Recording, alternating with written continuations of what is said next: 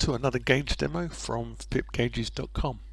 Today I'm going to take a look at my digital multi-fuel tank, and this will work on all SimConnect based simulators. So this will show the 12 SimConnect tanks, and they may not necessarily be labelled exactly the same way as the sim.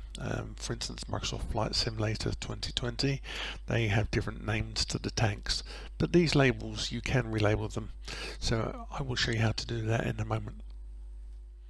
Okay, so let's start by showing you what the buttons and dials do. So the left dial is used to move the amount of fuel up and down, so you can actually load a different amount of fuel into each tank, and the right dial is used to select a different tank. So that will scroll up and down the list of tanks, so find the tank you want, use the left dial to actually increase or decrease the amount of fuel in the tank.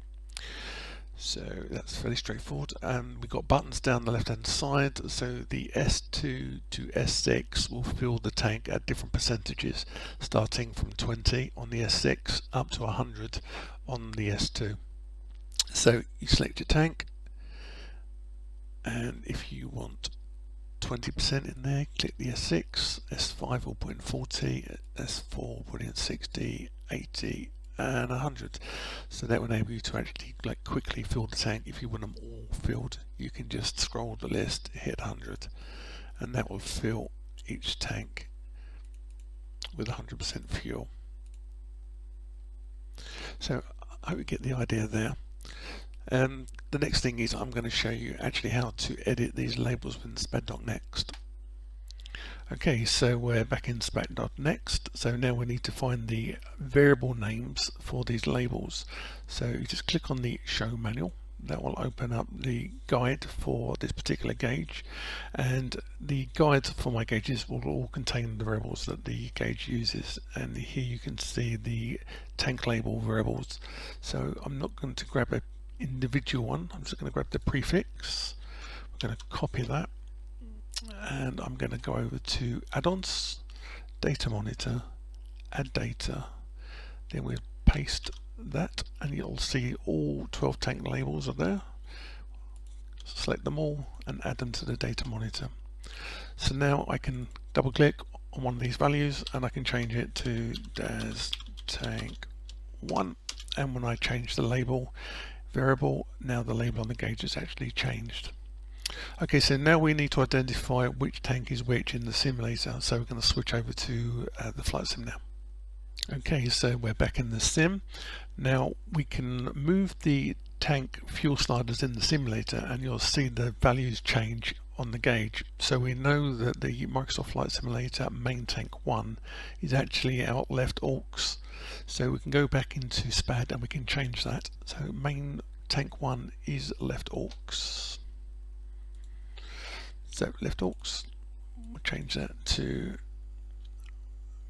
main tank 1, and then we'll switch back to the flight sim, and we'll then move main tank 2, and that's changing the top label. So we'll change that back, so that can be main tank 2, 2, switch back, and let's go for 3.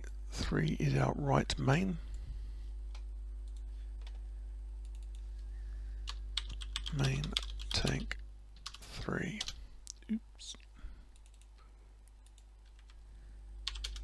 Switch back. So you get the idea. So now the tank numbers in the gauge actually match up with the labels within the flight sim. I don't know why Microsoft Flight Simulator hasn't given these a little bit more descriptive tanks, because these SimConnect labels are actually much better than what they've done in here. Main tank 1, 2, 3 and 4 doesn't mean an awful lot, but obviously left, right, main and auxiliary left and right seem to be much better labels personally, and that's the way it's always been. But that's how you basically label up the tanks, and as you start moving these other sliders, you can see the tanks that are actually moving. So you can just relabel those labels to match the simulator if you want. Personally, I don't bother.